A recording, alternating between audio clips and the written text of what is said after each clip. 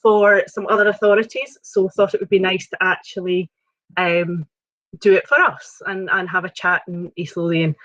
Now, I am not pretending to know everything. I would never, if I managed to get my own classmates to work successfully, we're doing well. I had a complete disaster in maths this morning with kids in the wrong place and the wrong files, and it was just one of those things. So I am, for anybody that doesn't know me, I'm a class teacher in Ormston Primary School. Currently have a primary 6 class, and during the last set of lockdown last year I was in primary 7. So some of the bits and pieces I'm going to share with you this afternoon are from my own practice. Some of them are from the sort of Google trainery thing. So both the Miss Dunn and this account that I'm speaking in just now are both me. I've just logged in twice. So the plan for today, let me just be in the right tab would be helpful. The plan for this evening is to have a look at what this concept of hybrid learning actually is and what we think it might be. Share some activities and then some ideas, and then just have a little bit of a chance at the end if there's anything that within East Lothian we want to chat about, or things that either I can help with or David Crooks is also on the call. So I've just put you on the spot there, who can maybe chime in with anything as we go through. Please do feel free to ask. I'm going to pop a doc in the chat in just a couple of minutes about where you can pop questions and answers as we go through. Please do feel free to do that or pop them in the chat. If I don't know the answers to things, perhaps we can hang up solutions together, or I can certainly find things out for you as we go. Sorry, I'm going to get blinded by the sun. Give me just a second. The wonders of working from home. So this concept of hybrid learning is probably going to become so relevant to us in the next few weeks. I know that I'm still working from home because I've got primary 6, so we're not back yet. And I've got colleagues in school that have obviously gone back in, as everybody else is in the same sort of boat. And this bit of hybrid learning is when we're thinking about the mix of in-person and remote. So this may well come about if we've got teachers that need to go into isolation, if we've got pupils that might need to go into isolation. And a way of doing this that we're not having to teach everything twice. I know from my experience, I could not possibly deliver what I'm delivering at home and teach full time in the classroom at the same time. So what we're looking at is how can we use the best of both of those so that if we are having to do that, we're not duplicating workload. The blended bit in this context being mixed between traditional face-to-face stuff, classroom stuff and digital stuff within the classroom. So that's the whole idea of this hybrid thing. How do we get the best of both of these worlds? I certainly wouldn't have the capacity to do both. And yeah, I'm sure we've all worked out the challenges that we've been facing over the past wee while. So what I'm going to do is everything we're doing today is from a Google site. And the reason for that is I wasn't sure if everybody would be joining from an EdgeBuzz account. So you should be able to get access to all of these resources regardless of which account you've joined us with. We'll have a look through some of them. Please do chat along and engage along if you can. It just makes life so much easier. So what I'm going to do is I'm going to stop presenting what I'm presenting just now and change over so that you can see what I'm actually doing.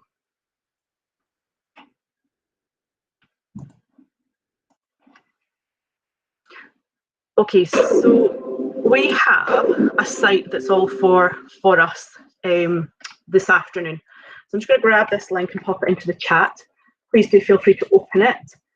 I'll be showing everything on the screen as well, but it just helps if you're able to jump in and out. The reason, like I said, I've used a site is it doesn't matter what account is logged in with. One of the challenges that I've had with my classes, and certainly with my parents, to be honest, it's been more with my parents than with my pupils, is people logging in with different Google accounts. So not necessarily logging in with their school account, and then they discover that they can't open things, they can't get into Classroom, the Meet won't work. And one of the major reasons is because they're trying to log in with a different account, or they've got multiple accounts logged in on their device. Using sites gets around that because you can share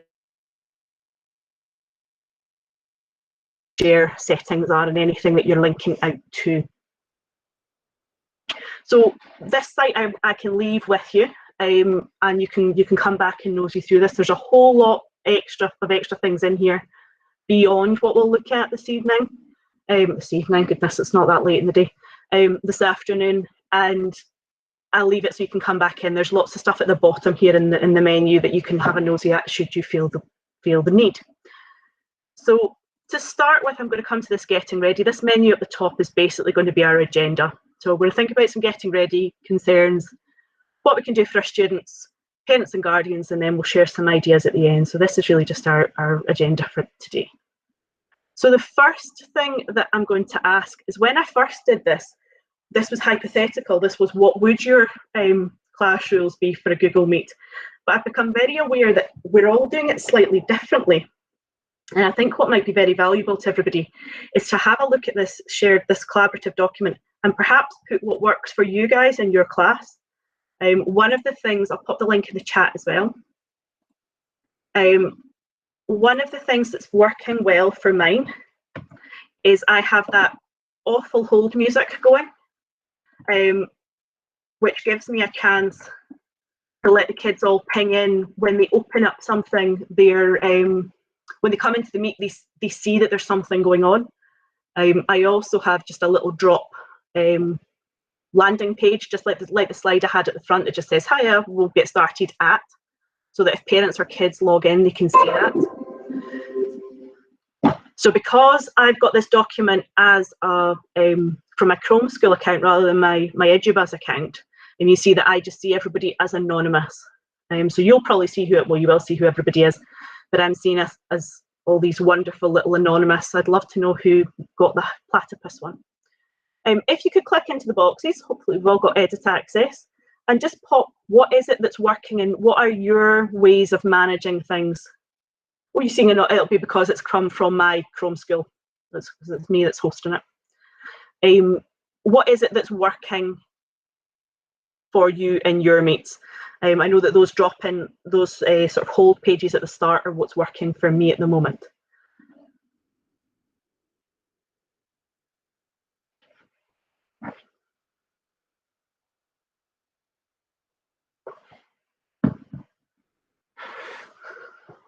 So that everybody knows to be on mute. I'm loving that my kids in meets have got that quicker and better than other worlds where I'm doing Zoom calls with various other groups of adults. Hopefully no one's had any iffy clothing or lack thereof issues.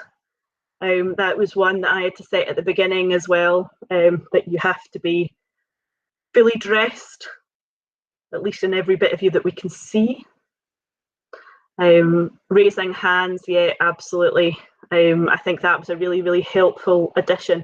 There's quite a few more updates and things that are coming over the next wee while. Google has relaunched itself slightly and added extra things in.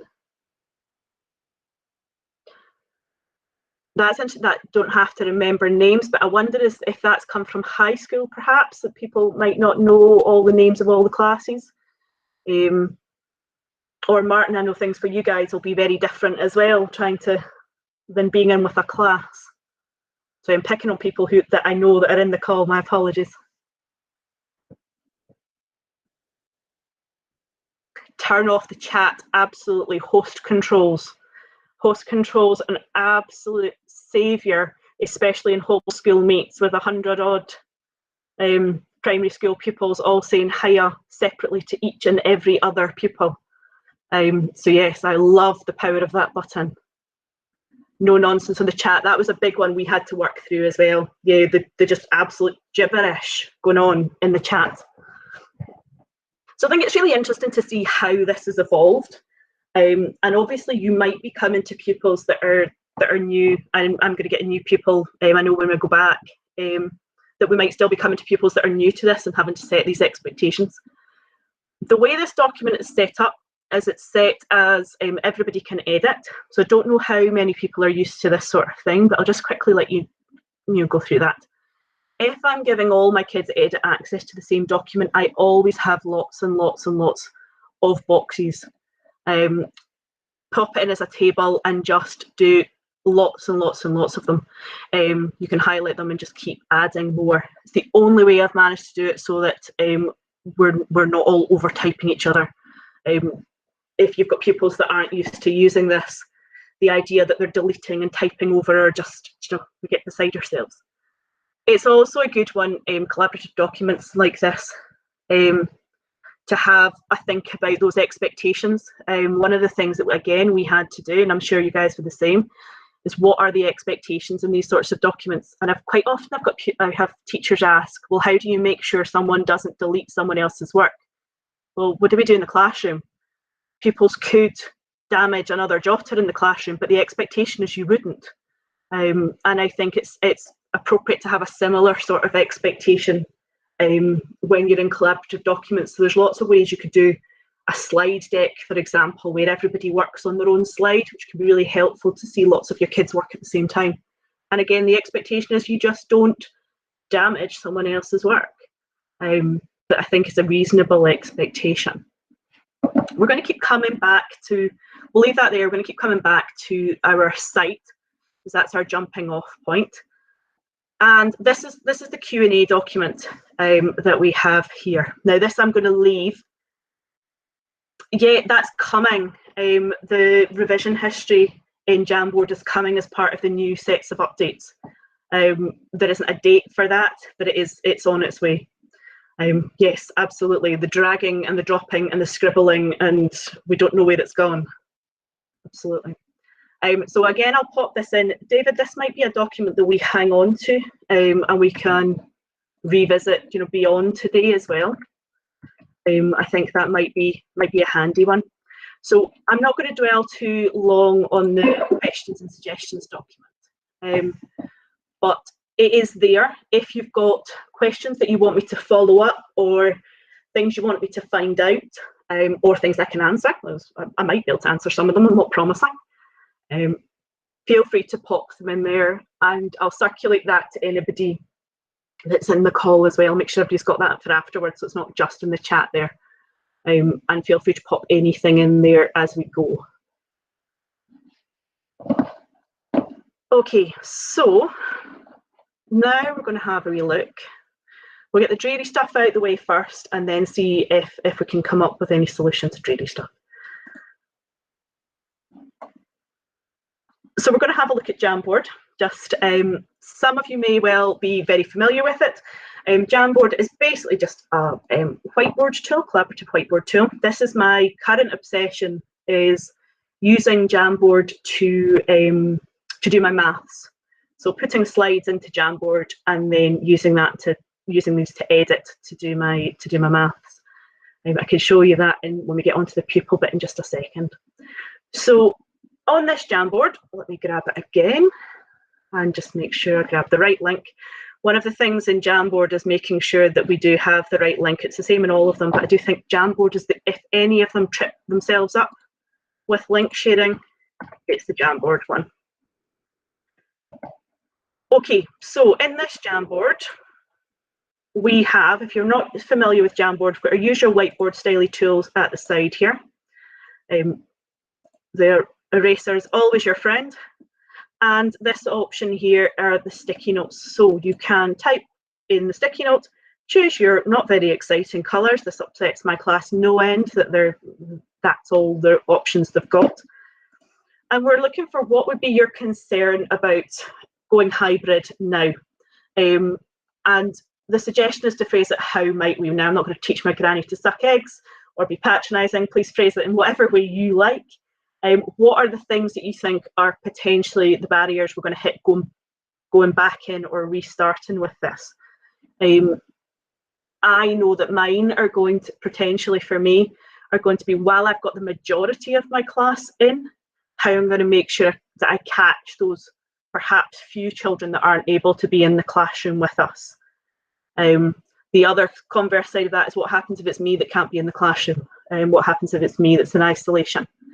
So please feel free to grab a post-it, add on your thoughts or queries, your worries perhaps, and pop them in to there. When I'm doing an activity like this with the kids, I designate one person to move the post-it notes. So if I just do a collection of post-it notes very quickly,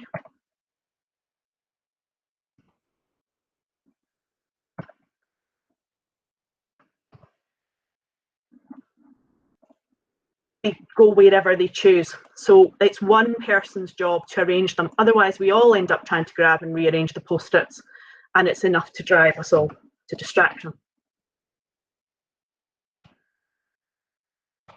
Okay, I'll leave that document there. If you want to have a shot at that, that's absolutely fine. I'll show you very quickly how I've been working in Jamboards myself this week. So I'm just going to change round slightly because I'm working through two different accounts here. So if I come into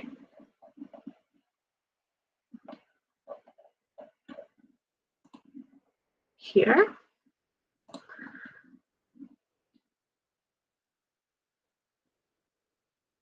and what I'm able to do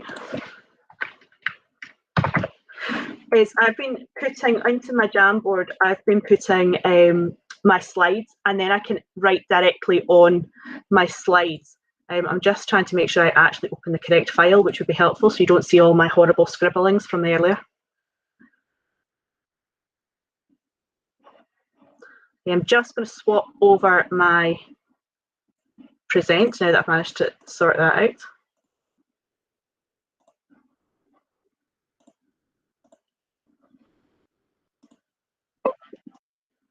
Okay, so this has been how I've been working in my Jam. Have I shared the right? Have I shared the right window? Of course I've not shared the right window. That would be too easy. My apologies. See, this is when you say, oh, come now, share things. And then it's not that straightforward.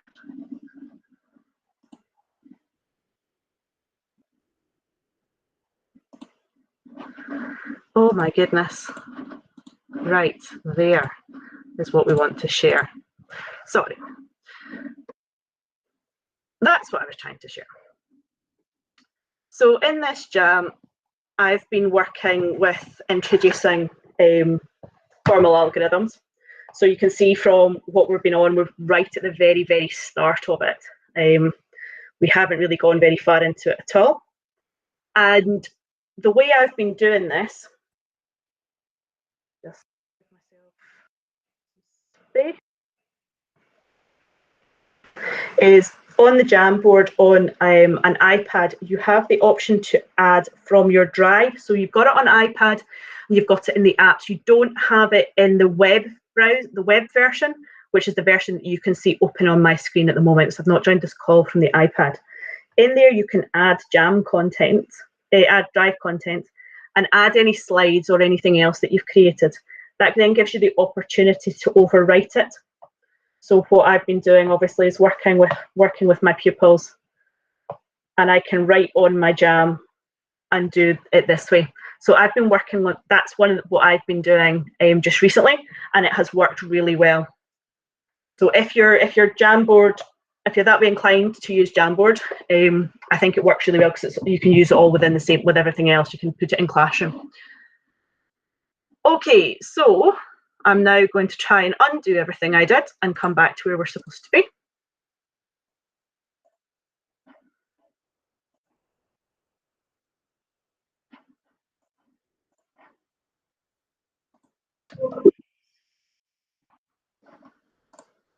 So now let's have a look at some other things we can do for students. I'm going to just tidy up in here a little bit. And we're going into students.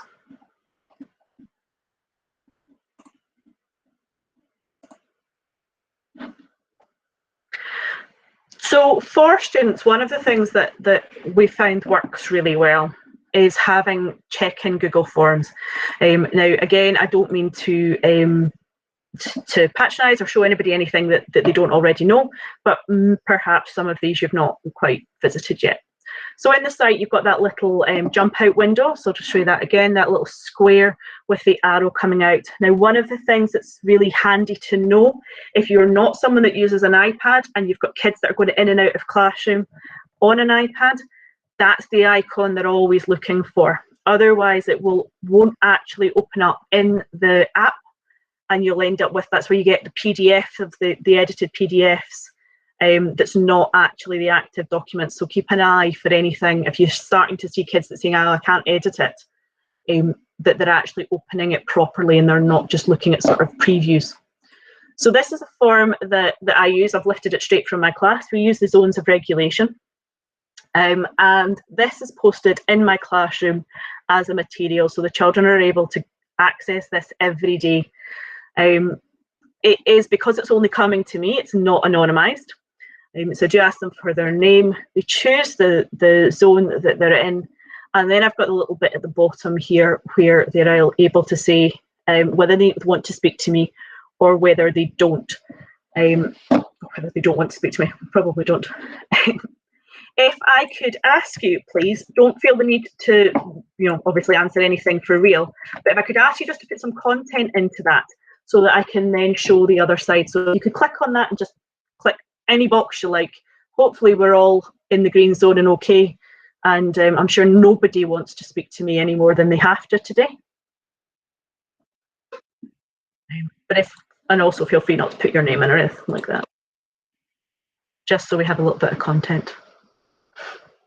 Now, pupils can obviously only see that forward-facing bit, but as a teacher, I can go in. I've got the option to edit the form in the bottom corner there, and that's because I own this form. Thank you to those of you that have done that. That's fab. I can go into the responses, and I can see how everybody's feeling. Now, for this particular type of form, there's not much point in knowing an overall per question answer. But if you were doing this to assess learning, then that might be a good thing to know, what percentage of your class have grasped one particular concept. However, when I go to this individual view, I can then see how Laura was feeling and whether or not she needs to speak to her teacher today. Thankfully, Laura is all good. So you can do that, and you can click through all the different responses. Now, because I use this form over multiple days, I don't repost the form over and over again. I can have all of this in a spreadsheet. So I'm going to create a new spreadsheet so that I can actually see that data. So you can see you've got an overview there that's really handy. The fact that you've got the timestamp, if you're doing this over lots of days, you can just sort it on the timestamp. So if you sort it on this column, it will always be in order.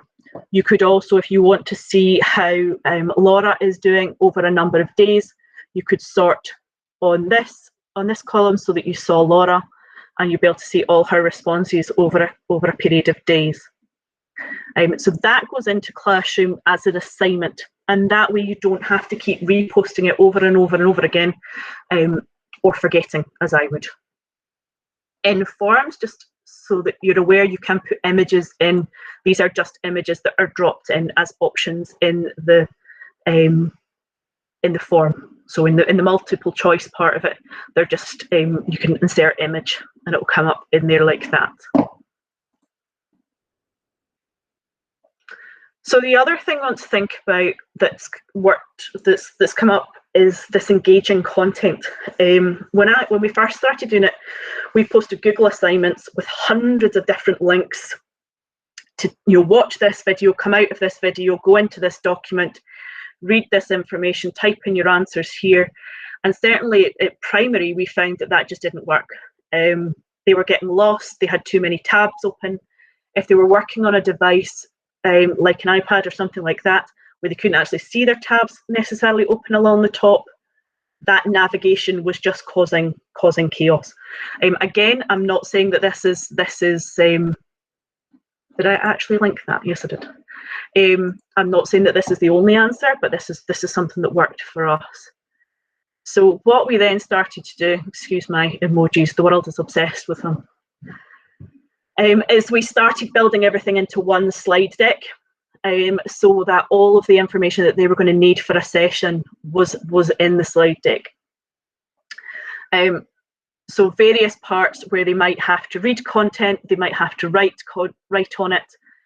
We picked a symbol that we were going to use consistently for where they had to actually write something. Another thing, it's astounding, this sort of questions you get asked.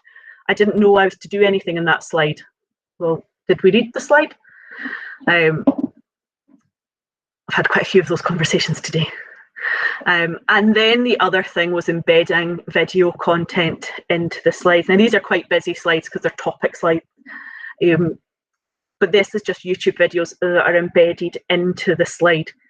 We found that was much easier and much more straightforward than them having separate links in Google Classroom. And then they had space, a differentiated option for where they were actually going to write their information. I'm just going to try and tidy up some of my messy tabs.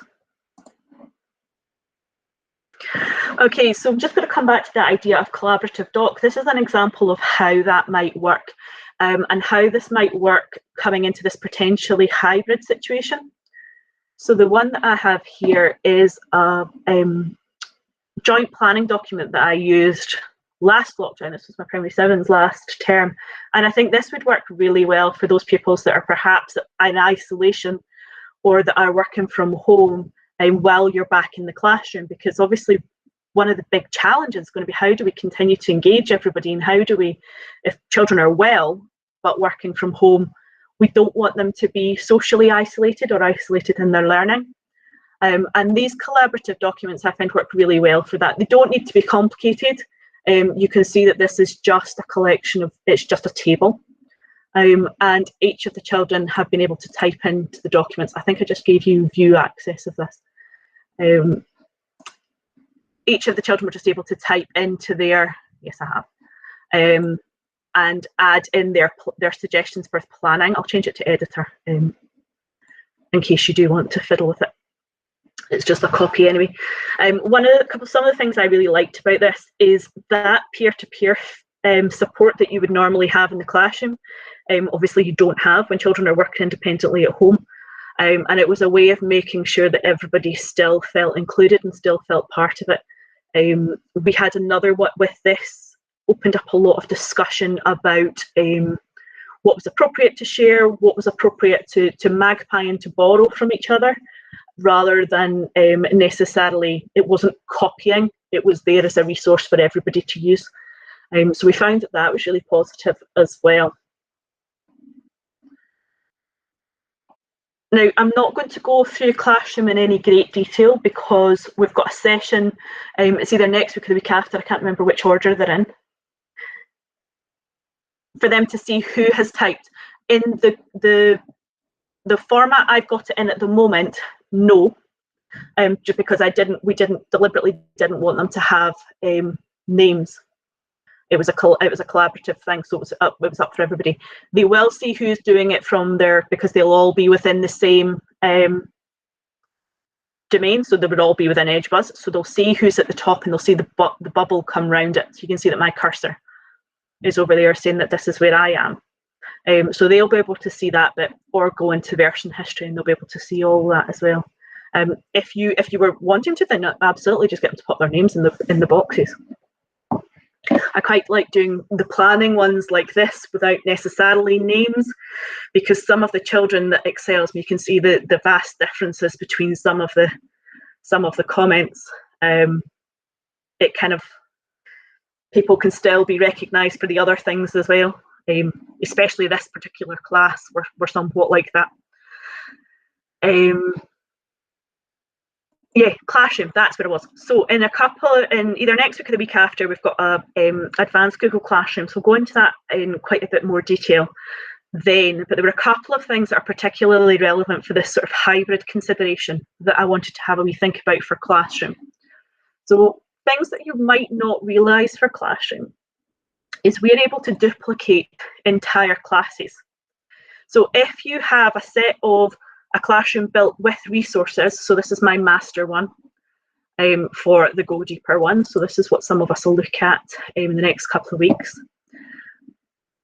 I've already got some topics set in here, and I've got some assignments set in here.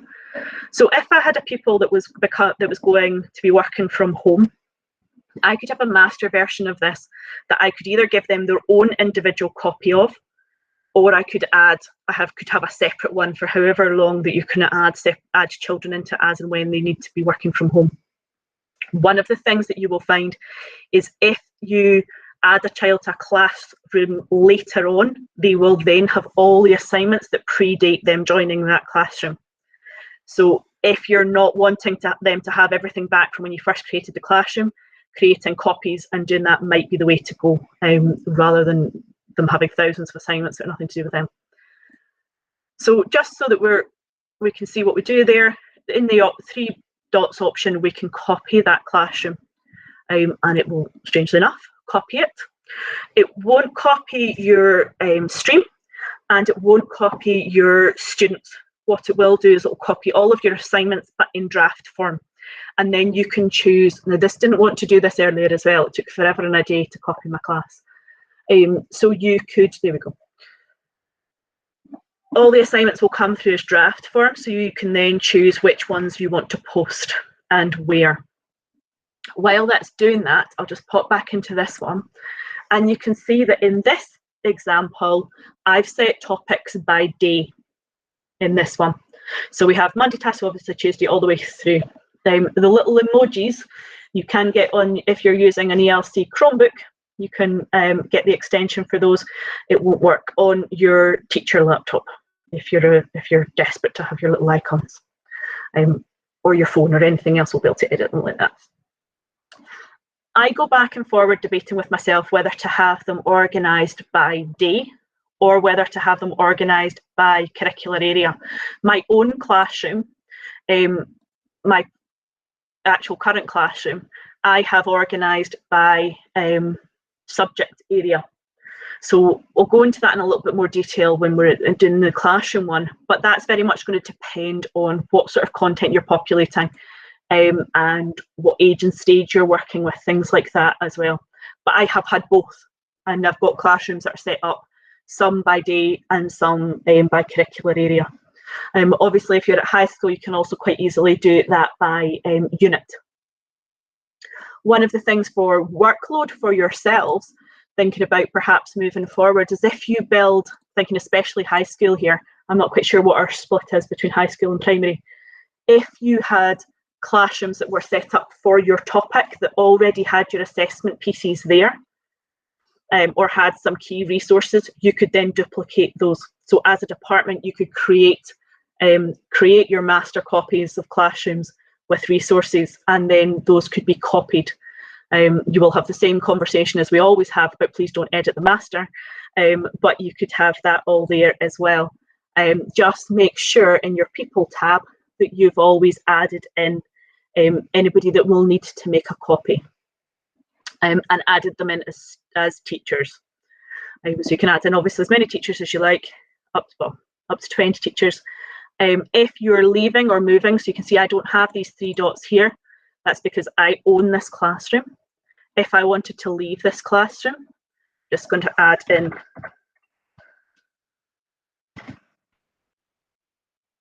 oh, David, it doesn't like you. Oh, it's because I'm in the wrong establishment, that's why.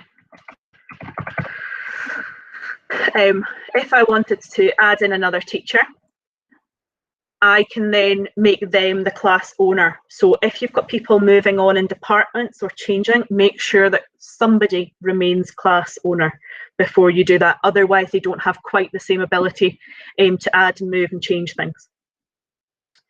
The other thing that hopefully you've all become aware of, but perhaps is worth a quick visit, is in your settings option in Classroom, you can turn off the emails. So if anybody has not discovered how to turn off those emails, save yourself and your sanity by turning them off in there. It does lead into that conversation about when should we be responding to these things and how do we manage our own workload. I know that my devices are connected to Google Classroom and ping whenever students do anything. that's a choice I've made. Obviously, that would be a choice a teacher would have to make themselves with how they wanted to go through things there. A couple of other settings actually while we're in here. That's a bad example because I'm in as American one. I'm going to change over, so I'm actually in, I suppose, given that we're all East Lothian, I'm sure it's fine for me to go into my own classroom. Again, I'm not pretending that this is perfect. In fact, it's really not, because my own.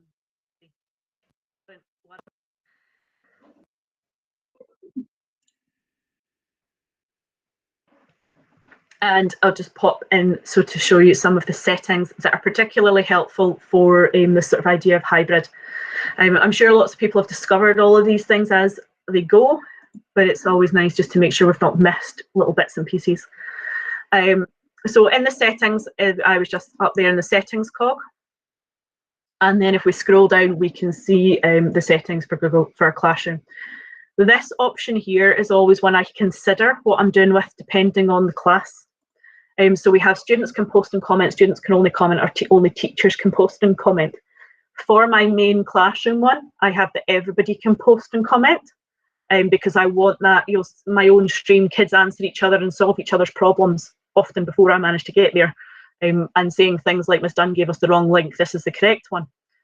In our whole school one, the one that our assembly is based from and things like that, it may well be that only teachers can post or comment, because you don't really want the whole thing flooded with hiya, how are you stuff. The other one, the students can only comment, it has to be a teacher's post that they can then comment underneath. Again, there's an argument in there that the expectations just need to be built in as to what's appropriate, and in the same way as you would do as your behaviour management in a classroom, what's actually acceptable on our stream. I have some interesting, not inappropriate, just interesting pieces of information the children feel they need to share with me. The other option that we have in here is guardian summaries, and certainly in primary, these have been really helpful. That's not helpful at all because it doesn't show me what they look like. My parents got an email on a Friday. Unfortunately, despite me asking over and over and over again, there's no way of me setting when the guardian summary emails go. If the parents choose once weekly, they will only go on the. I get mine for around sort of, it's like 5 or 6 o'clock or 5 o'clock on a Friday, which is not particularly helpful if you're trying to have pupils completed things by the end of the week. But the parents will get an invite email, and then that allows them to sign up, and they will get summaries of the work. There's a bit of discussion to be had in there about permission from the students, if they're older, to share their information with their parents. At primary, we're below that kind of cutoff. So at high school, it would be permission from the students in order to share that information with their parents. We have our Meet embedded in here. So this little toggle is probably one of the things I click on most often in my daily life through classroom, making the Meet visible or not to students. So at the moment, it's not visible to students. And I'll just pop back into here, and you can see that I can see it, but it's not visible to students. When it is visible to students, they will see it there as well. So you can, as a teacher, generally my way of doing this is you can get in through by clicking on this link before you make it visible, so that you're definitely in the call first, and you know that you're going to have host controls. When you're finished with your Meet, if you click on the option along here, you can reset the Meet code, and then it's a brand new Meet code that no one will see, and you can get in first before you then make it visible to students. I think we just have to be that little bit wary of setting up 100 Meet calls that kids can wander around in without us knowing. I'll have a look at the marking and those sorts of things in the advanced classrooms. I don't want to spend all our time in classroom. But I do think that some of those settings are particularly helpful. In fact, just before we go out of this, this is I'm afraid this is my current week, so you'll see how messy it is. I've got it organised by topic. So I've got this week's, and then I've just got kind of filing ones down at the bottom where I move everything down to the bottom and out the way. So that's what we have there. As a teacher, if you're marking, a lot of people might not have discovered this, the To Review button is your friend. You can select which class you would like to review. I don't want to teach, I don't want to do my colleagues' marking, I don't love them that much. I only want to mark my own class, and then you can see everything that I have to review. So this is all the current work from this week that I have to review. It's quite a quick and easy way of you as a teacher knowing what you need to review. I have that set up as a favourite in my bookmark bar at the top, so I can get in and out there quickly. It's quite a nice overview to have a look and see how many of my lovelies still have their tasks to do. I'll come out of there before that makes me fed up. Any questions that you'd like me to revisit in Classroom, or anything you'd like me to check in Classroom before I go on and have a look at another little bits and pieces? I will make sure we leave time at the end so that if anybody does want to chat, doesn't need to be a specifically, ask me directly, but if anybody's got anything they want to raise, I'll make sure that there's time at the end for that. And I'm definitely not keeping anybody past 5 o'clock. I've been on the receiving end of that too many times. Okay, let's come back to presenting here then.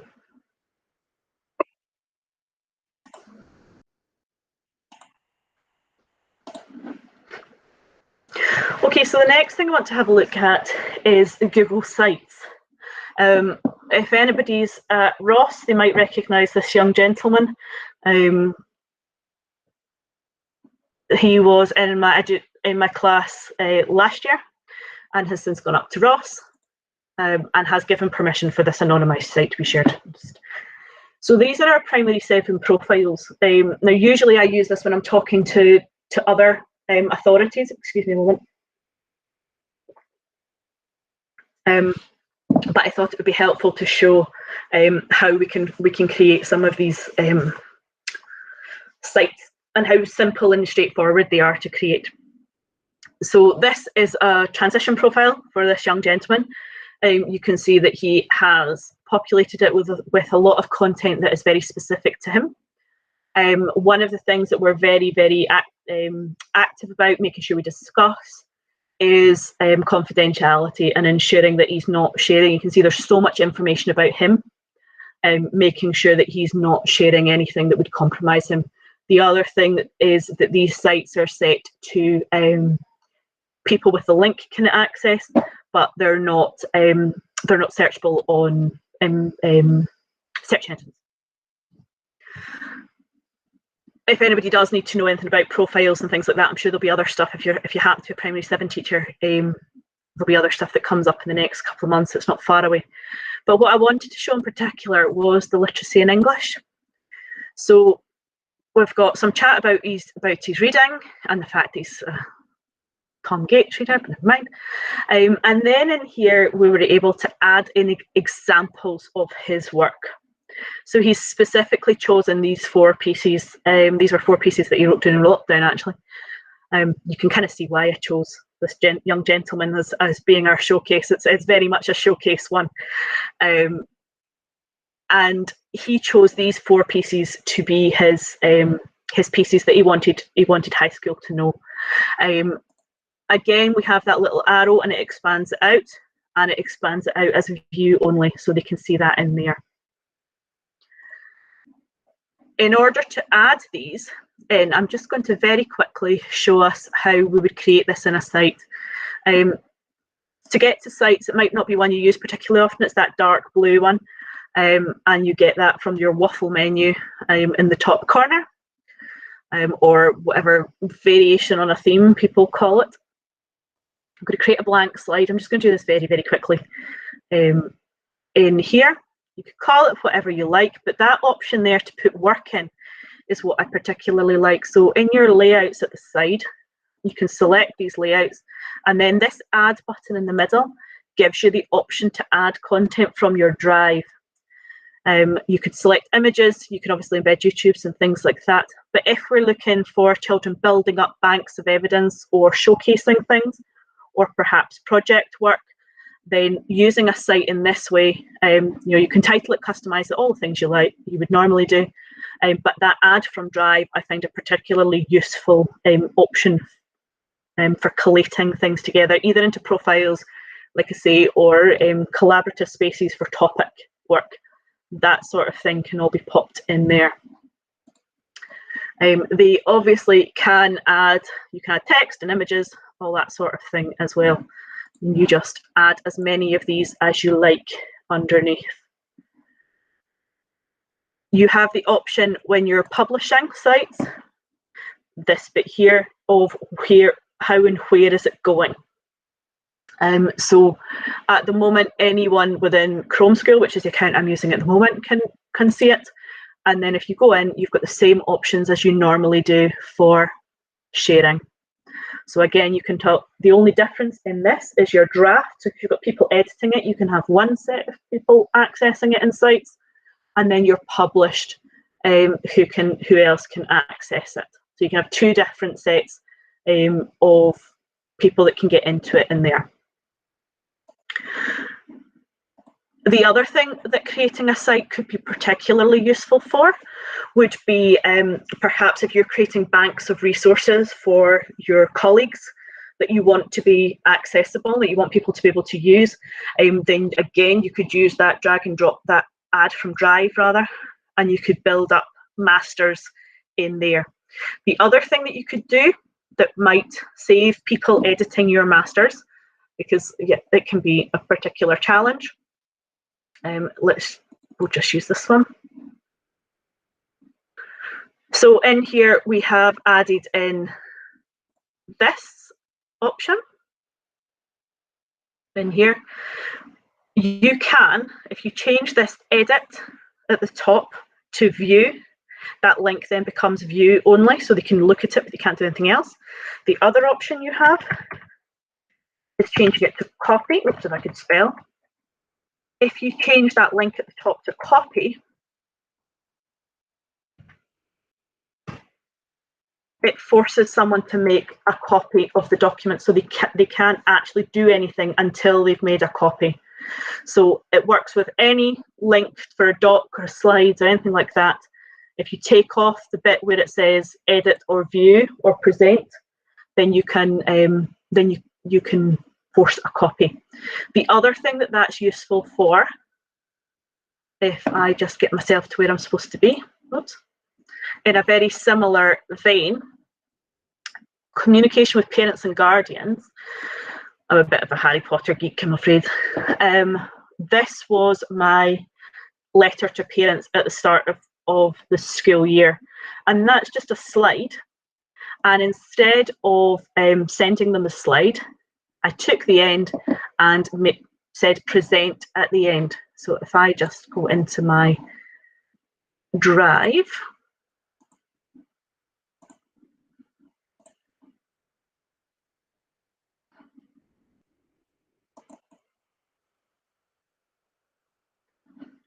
so this is the editing version of that, and you can see that at the top I've got edit /edit slide.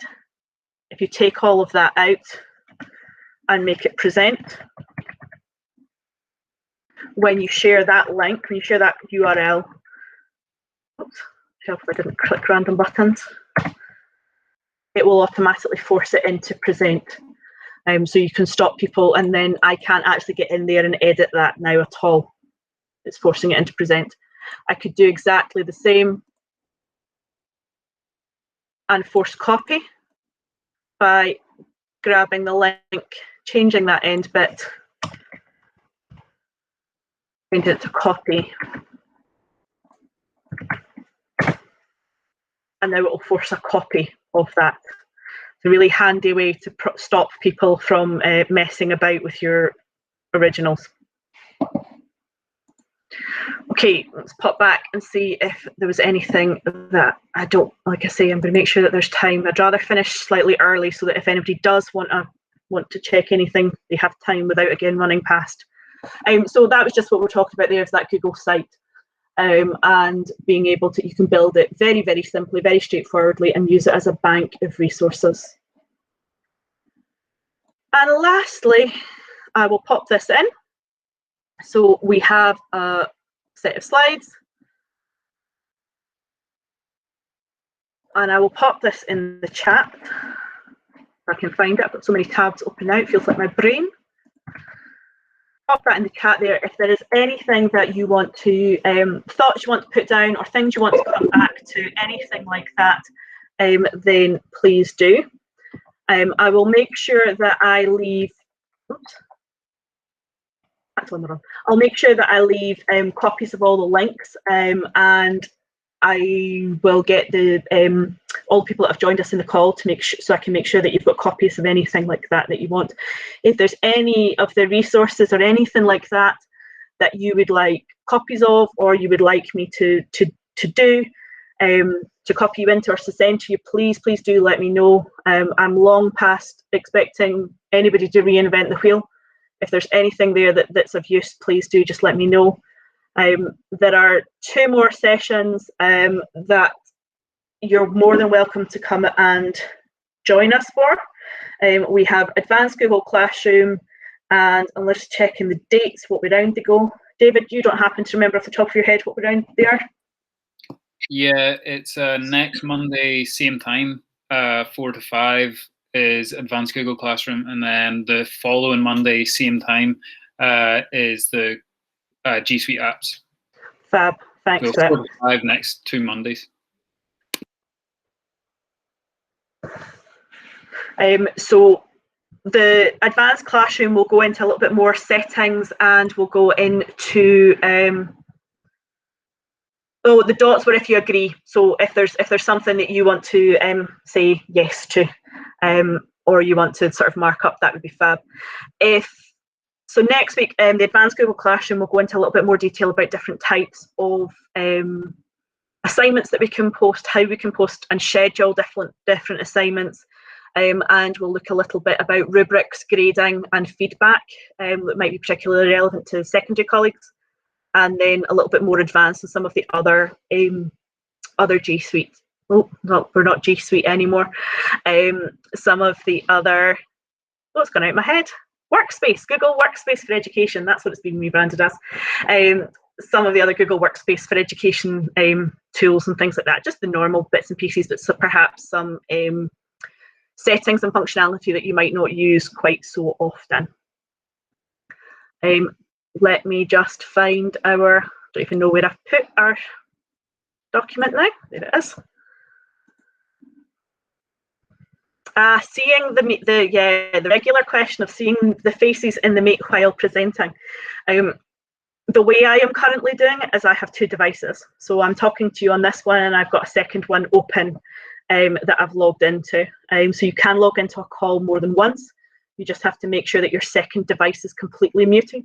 Otherwise, you will have the awful feedback loop. So the second device, the one that I'm looking at, is why I keep looking over here, because that's where I can see what you can see. I've got my camera, my mic, and the actual device muted as well. If you're doing it with an iPad, plug a set of headphones in, because it doesn't like going completely silent on you when you're in a meet. It likes to argue and try and have some sort of audio. So if you pop in headphones and just have the volume right down, you should get away with it okay. I'm forever still forgetting which combination when I work with a class, and they go, no, you've left your mic on again. But yeah, that's how I've got it working. There were extensions that worked on a school Chromebook or on a personal device, and they won't work on your PC laptop. However, Google Meet has updated itself recently, and the extensions haven't caught up yet. So it's sitting in a little bit of limbo at the moment. So the 2 device way is the way I've got it working. I'm absolutely happy for us to contact you. Please do. I'm kdon at edgebuzz.org. If you just search for Kirsty Dunn, you'll find me. Or grab, stick it on Twitter or DM on Twitter or anything like that. I am more than happy. One of the things that I always try and make the point is I am just a class teacher. And the only reason I share these things is because they work. and they work for me and they work for my class. And a lot of this has been trial and error for us, so if I can help other people out, then that would be fab, and save us all reinventing the wheel. I'm more than happy to stay and answer any questions, but if you don't have any questions, thank you so much for joining us. It's been lovely to see people, and yeah, hopefully I'll see some of you over the next couple of weeks.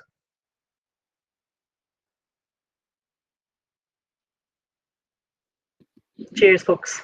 Kirsty, can I just thank you? And if there was anyone on the call that has colleagues that weren't able to make it or didn't get signed up in time, I've recorded it, so I'll share it on the YouTube channel, and I'll pop it for anyone who's in the supported resources Google Classroom.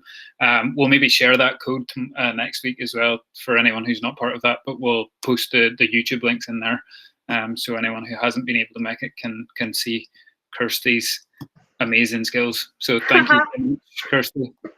Not at all. Feel free to stop the recording. Kirsty, could